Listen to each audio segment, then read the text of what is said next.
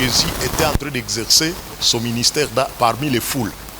Mais la deuxième partie consiste au ministère de Jésus qu'il exerce auprès des 12 disciples.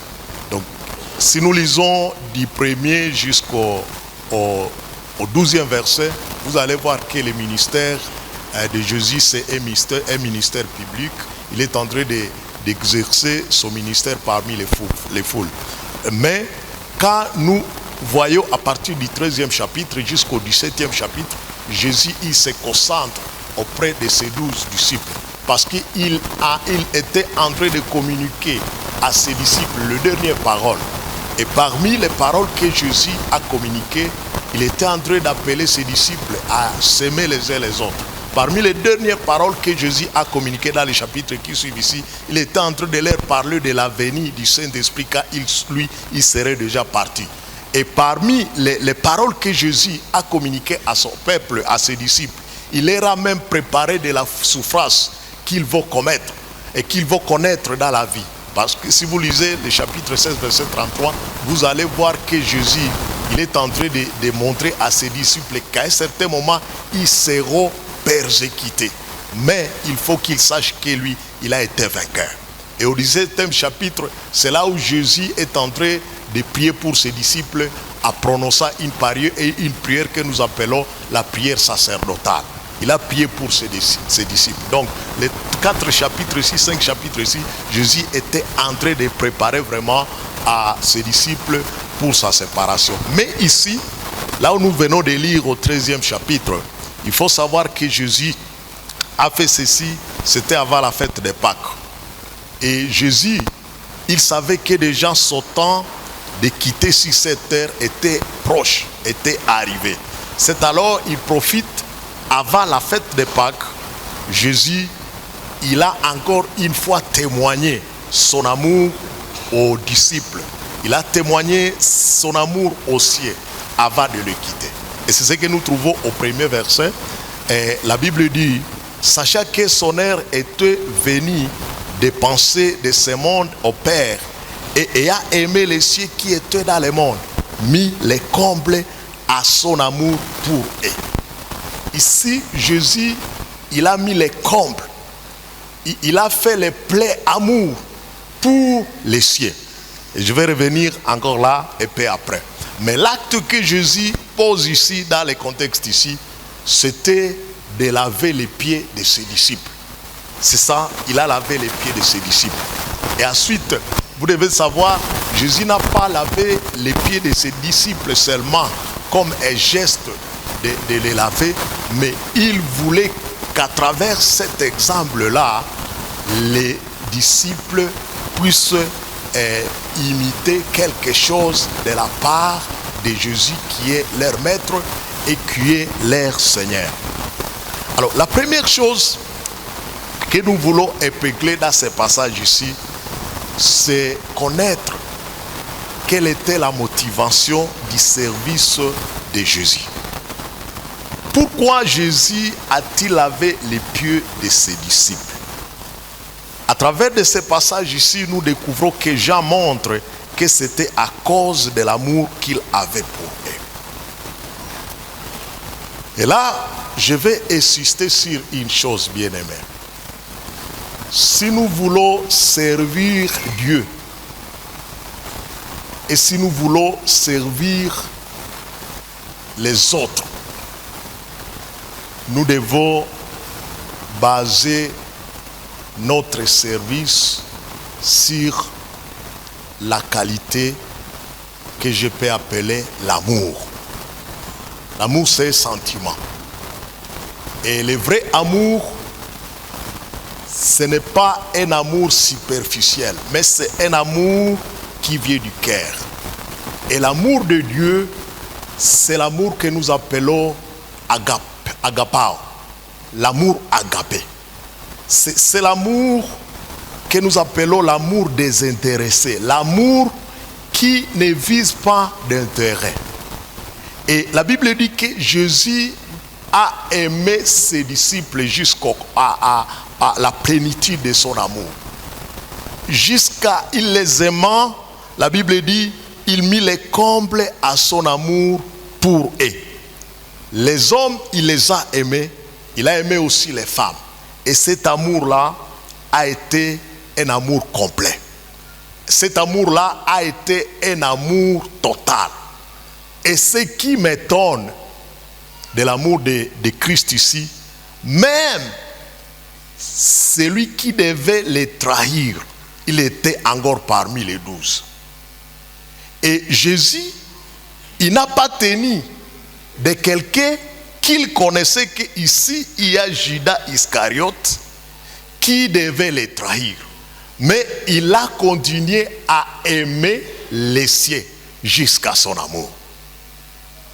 Et même Jésus, pour montrer que réellement il aimait Judas Iscariote, jusqu'à la fin, jusqu'à ce qu'il ait été livré, quand Judas est venu auprès de lui pour le montrer à ces bourreaux-là, aux ennemis-là, Jésus lui a dit encore, tu me livres à me donner un baiser. Cela témoigne combien de fois Jésus, il voulait toujours montrer son amour à Judas Iscariote. Tu me livres même à me donner un baiser. Alors, vous devez comprendre que la motivation de servir Dieu, la motivation de servir les autres, cela devrait être l'amour à cette personne-là. Cela devrait être l'amour que nous avons pour Dieu. Et ceux qui aiment le Seigneur, ceux qui aiment les autres, ne sont pas comme des chariots à pousser. Ils servent le Seigneur sans être poussés. Ils servent les autres sans être poussés. Parce qu'ils ont compris qu'ils doivent exprimer cet amour-là envers Dieu et envers les autres. Et ici, Jésus, dans son leadership, il fonde son leadership de service et c'est par la motivation de l'amour. C'est donc ce que nous aussi, nous pouvons apprendre de Jésus. Et nous pouvons apprendre de Jésus, quand nous voulons servir Dieu, nous devons aimer Dieu, montrer combien de fois nous aimons Dieu et montrer combien de fois nous aimons les autres. Alors comme notre thème le dit, Jésus, il est l'exemple ou il est le modèle à suivre pour les servir.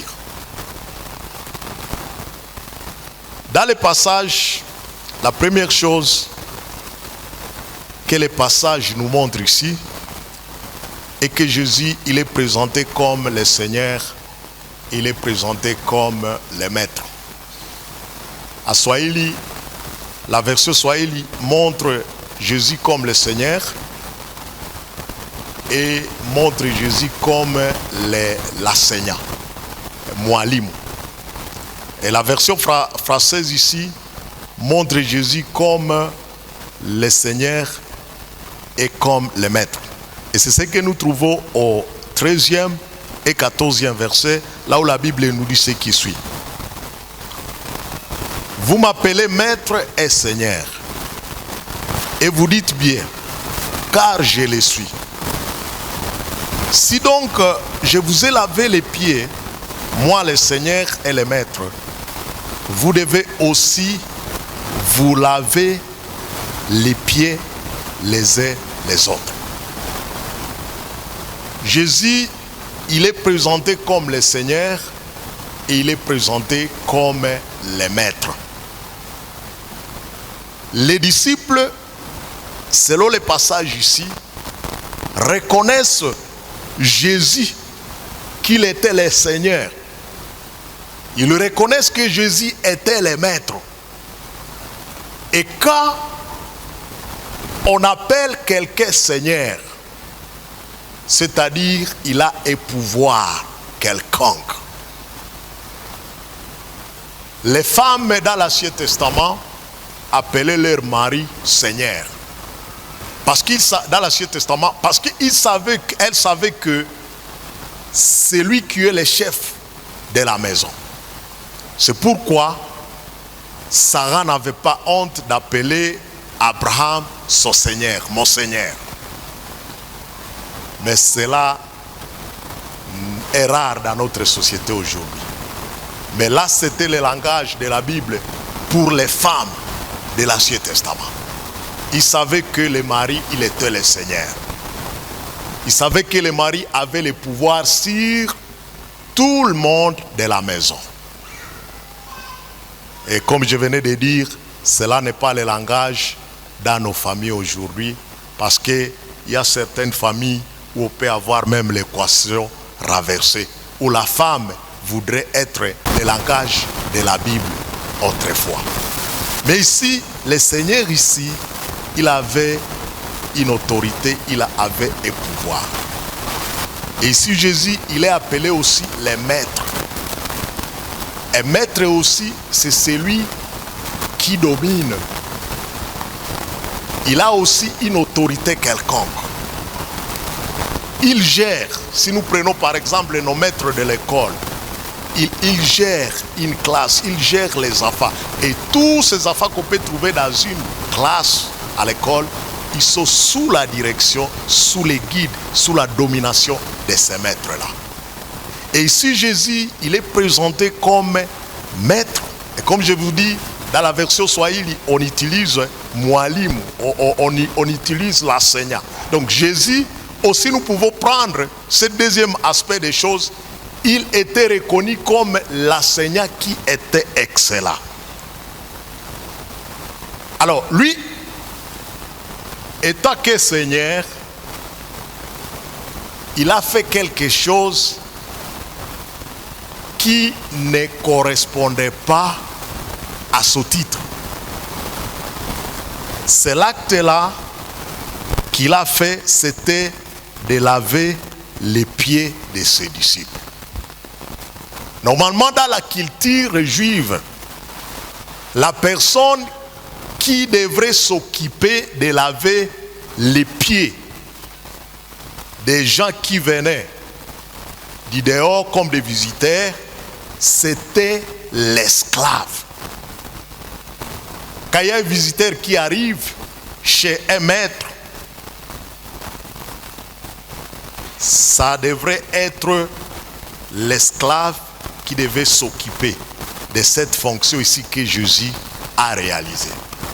Et c'est pourquoi vous allez découvrir que dans les passages ici, si vous lisez les 6e verset, quand Jésus est arrivé là où se trouvait Pierre, et quand il voulait laver ses pieds, Pierre lui avait compris que non, ce n'est pas possible pour que ce soit le maître qui lave mes pieds.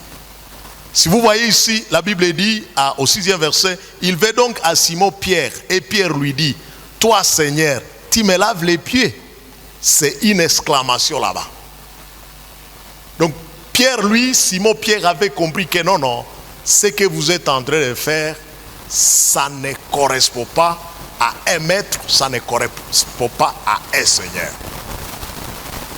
Mais Jésus, il a voulu faire cela, c'était pour montrer un exemple à ses disciples.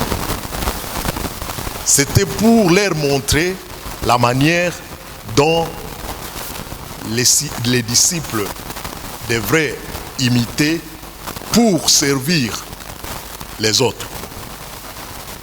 La deuxième chose, dans ce que Jésus fait ici, le leadership de service de Jésus n'était pas le modèle de leadership de l'époque où Jésus a vécu.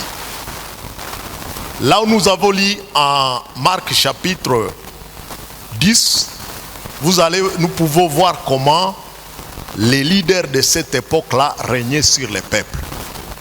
Marc chapitre 10, verset 42. La Bible dit ceci, Jésus les appela et leur dit, vous savez que ceux qu'on regarde comme des chefs des nations, les tyrannisent et les grands les dominent. À l'époque de Jésus, les leadership, ou bien les services des nations, les services pour les nations, ou bien pour servir les nations, pour servir les autres, si vous étiez maître, il a fallu tyranniser. Tyranniser, je peux dire, c'est dominer avec force, écraser, sosifier la personne sur laquelle vous régnez. Et pour ceux qui ont eu la grâce de participer au séance de la matinée, cette semaine ici, c'était l'évangéliste Biamungu qui nous nourrissait la parole. Il a essayé de décrire qui était un esclave. Quand un maître achetait un esclave, il y avait d'abord une marque sur lui qui montrait que celui-ci, c'est ma propriété. Donc, l'esclave ici, c'est une chose pour moi. Un esclave était considéré comme une chose pour son maître. Alors, quand on était maître, ou bien quand on était seigneur d'un esclave, on pouvait faire de tout ce que l'on veut de cet esclave. Parce que l'esclave là n'avait pas de droits. Il n'avait pas de droits. Tout ce qu'il pouvait faire, il avait des devoirs. On pouvait lui demander de faire ceci, on pouvait lui demander de faire cela. Et c'était ça la manière dont dirigeaient les leaders de l'époque de Jésus. Ils écrasaient leurs serviteurs. Ils écrasaient leurs esclaves. Ils dominaient sur eux avec force. Et quand maintenant Jésus vient avec une autre façon de servir, cela devait étonner les disciples. Cela devait étonner les disciples. Comment celui qui est maître, comment celui qui a un pouvoir, il peut agir de cette manière-là? Jésus lui-même, il a reconnu cela dans le passage que nous avons lu en Jean chapitre verset 13. La Bible dit, Jésus qui savait que le Père avait remis toutes les choses entre ses mains et qu'il était venu de Dieu et qu'il s'en allait à Dieu. Donc Jésus, il savait qu'il avait possession de toutes choses. Il avait pouvoir sur toutes choses. Et même à Matthieu chapitre 28, après la résurrection, Jésus lui-même, il a déclaré que tout pouvoir m'a été donné. Mais avant que cela arrive, Jésus savait que le Père avait remis tout pouvoir entre ses mains. Donc pour dire quoi? Dans la façon de servir, lui aussi, il pouvait user de ses pouvoirs envers les autres. Mais Jésus, il s'est privé de ces pouvoirs-là qu'il avait, au point qu'il a servi les disciples comme les esclaves. Et bien aimé, ce n'est pas facile. Ce n'est pas facile.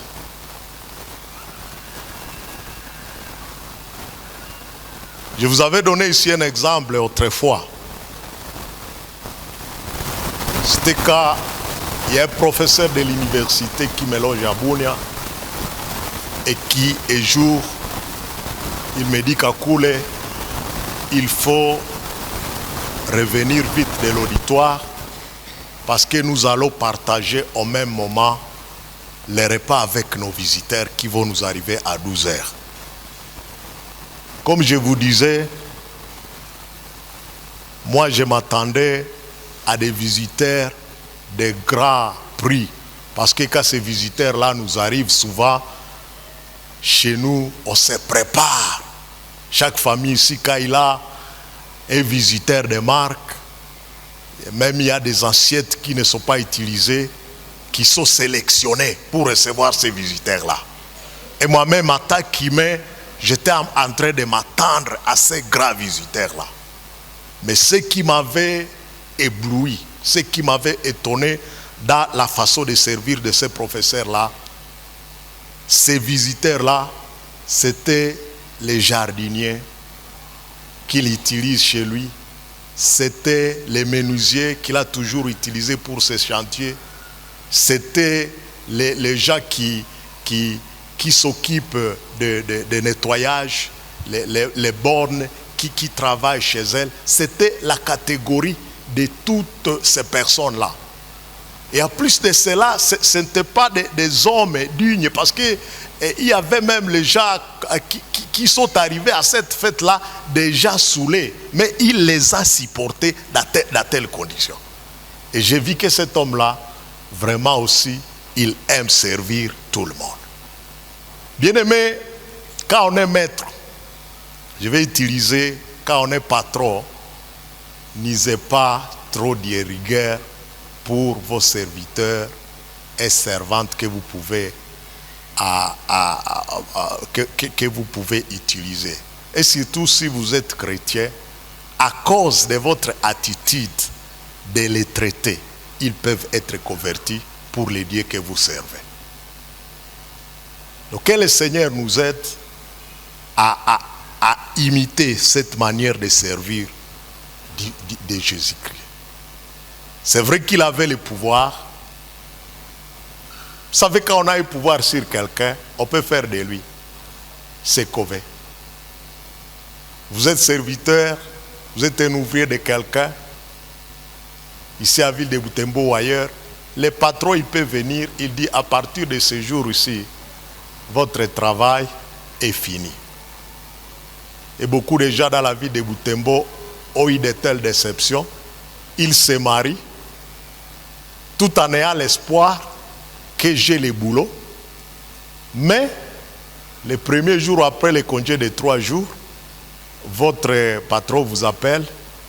Il dit, bon mon frère, je regrette de vous annoncer que à partir de ce jour, votre travail est fini.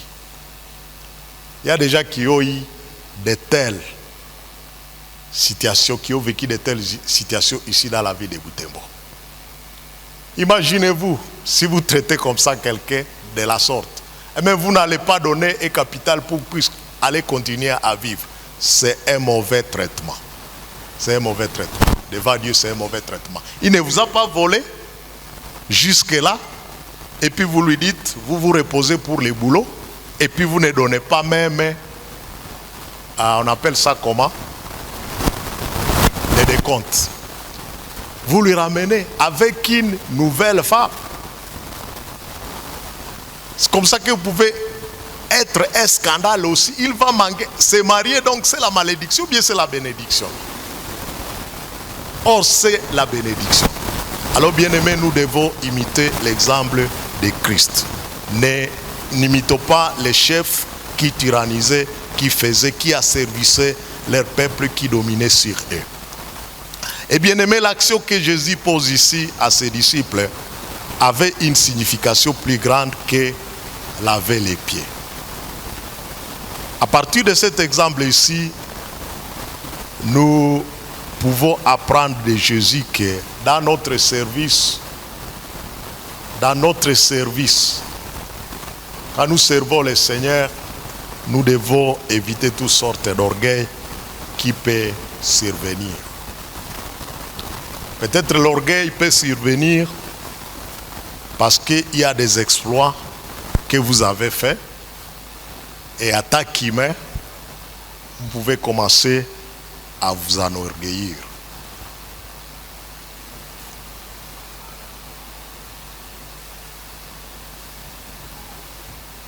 Que le Seigneur nous aide. Toutes les fois qu'il peut nous utiliser puissamment, que nous restions ce que nous avons toujours été.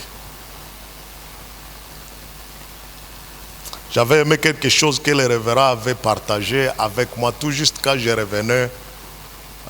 C'était des mois, je crois, après les études.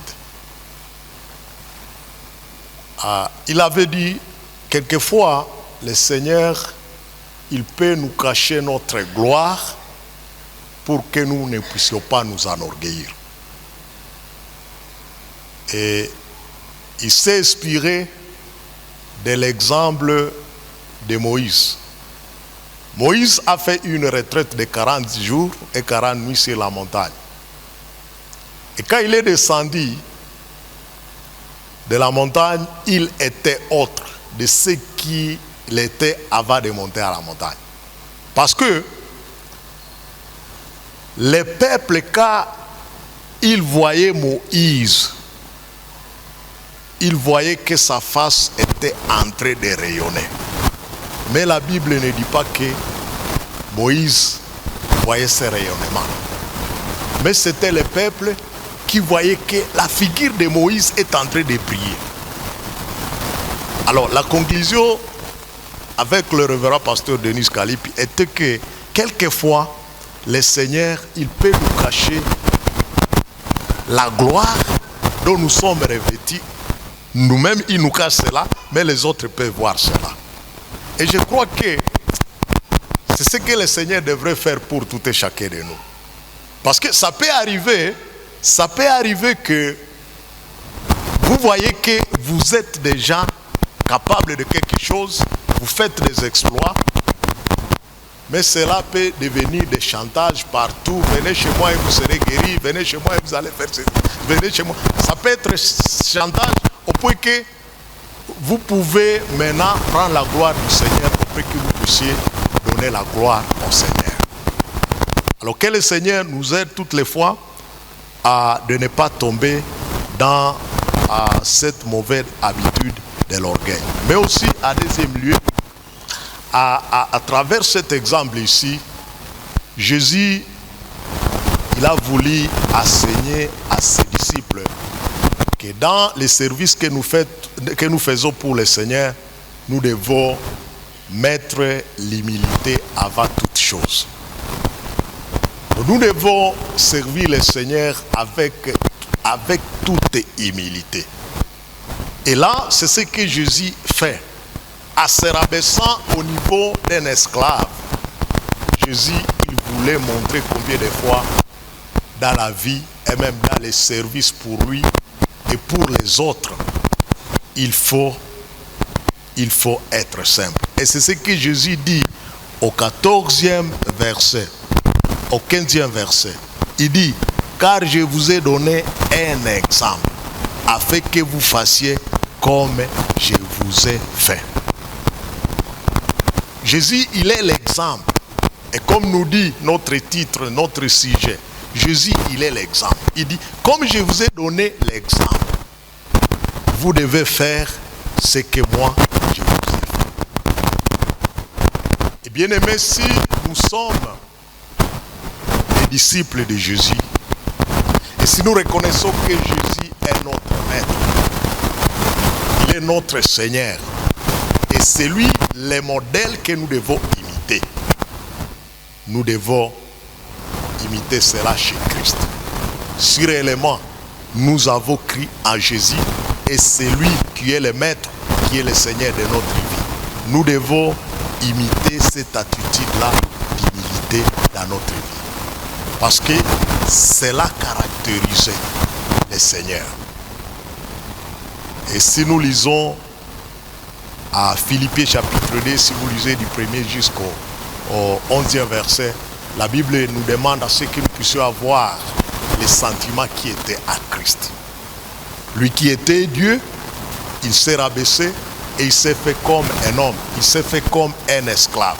Il s'est humilié jusqu'à devenir comme un esclave. Il a vécu parmi les hommes comme des humains. Mais, comme l'humilité précède la gloire, la Bible dit que Dieu l'a souverainement élevé. Et parce qu'il l'a élevé, la Bible déclare que toute langue doit confesser que Jésus, il est Seigneur, et tout genou doit fléchir auprès de Jésus, parce que Dieu l'a élevé. Donc bien aimé, quand nous servons le Seigneur dans l'attitude d'humilité, le Seigneur lui-même, il peut nous élever jusqu'à nous amener à un niveau quelconque. Pour conclure, Marc chapitre 10 verset 45 nous dit, car le Fils de l'homme est venu non pour être servi, mais pour servir et donner sa vie comme la rançon de plusieurs. Jésus, ce qu'il n'a pas cherché, c'était le servir. Mais lui, en tant que maître, en tant que Seigneur, il a voulu servir les autres. Et même à servir les autres, Jésus, il a fait un sacrifice, il s'est donné comme la rançon de plusieurs. Donc tous ces gens-là qui ont crié à Jésus-Christ, Jésus, il s'est donné pour eux comme une rançon. Et la rançon, c'est le prix qu'on donnait pour libérer un esclave. Et Jésus donc, sa mort, c'est une rançon pour notre rachat, pour qu'il nous positionne à Dieu. Et il s'est donné. Mais cela, ça montre encore une fois l'amour par lequel Jésus a aimé le monde et il a servi le monde. Apprenons donc à servir Dieu et à servir les autres avec toute humilité. Et je sais, si nous apprenons cela, le Seigneur, il va nous aider et il va nous élever dans les différents ministères, dans les différents dons qu'il nous a donnés, parce qu'à chacun, quand nous avons crié au Seigneur, Dieu a confié un don. Et si nous apprenons à servir le Seigneur à toute humilité, certes que le Seigneur, il va nous utiliser puissamment dans notre ministère. Que le Seigneur bénisse sa parole pour moi et pour vous. Amen.